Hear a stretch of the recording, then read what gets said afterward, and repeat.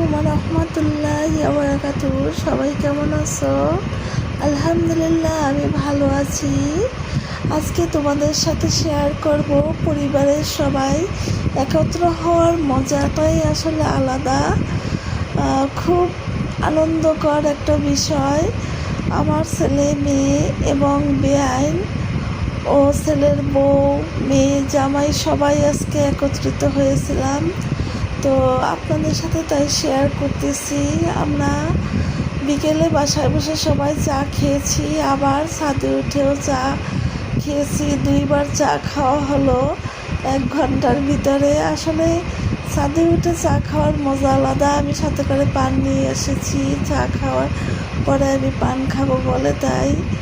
তো জামাই সুন্দর করে চা বানিয়ে এলো, আর চায়ের যে হটপট সেটা আমার নাতি কী করতেছে দেখেন, সেটা নিয়ে ঘুরতেছে, খেলা করতেছে। তো অনেকবার বললাম যে আমার কাছে দাও, সে শুনতেছে না কথা। তার মনে সে হাঁটতেছে, ছোট নাতিন, সে গড়াগড়ি করতেছে, খেলতেছে। এত আনন্দ যা বলার মতো না।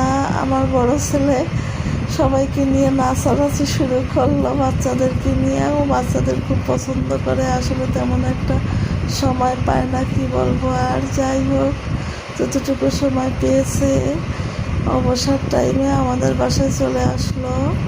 বললো যে মা, আজকে তোমাদের সাথে সারাদিন কাটাবো। বড় নাতি সে আবার খেলা করতেছে টাইলস দিয়ে। কি যেন বানাচ্ছে, ওনাকে রাস্তা বানাচ্ছে, আমি মনে করেছিলাম বিল্ডিং বানাচ্ছে।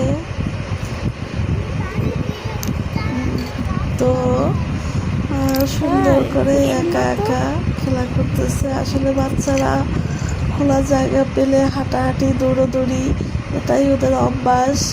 এবং সবাই যদি একত্র হয় তখন দেখা যায় মনের কথাগুলো একে অপরকে শেয়ার করা হয়। যেমন আমি আমার মেয়ে, ছেলের বউ সবাই একত্রে কথা বলছি অনেকক্ষণ। তো কিছুক্ষণ পায়চারি করছি ছাদে উঠে। তো এরপরে বাসায় চলে আসলাম, অনেকক্ষণ ছাদে ছিলাম। তো বাসায় এসে বাবুর খেলনাটা দিয়ে খেলতে মনে চাইলো। তো ওয়াটার, ভিতরে মাছ, ফিশ, তো হাত দিয়ে একটু টাচ করলাম। তো বেআইনও আমার সাথে সাথে শুরু করলো। মনে হয় যেন শৈশবে হারিয়ে গিয়েছি ওদের খেলা দেখে। আমার ছোট ছেলে, সে আমার নাতিগুলোকে নিয়ে মাথায়, কাঁধে, কোলে, মানে যেখানে কোনো জায়গায় অবশিষ্ট নাই সব জায়গায়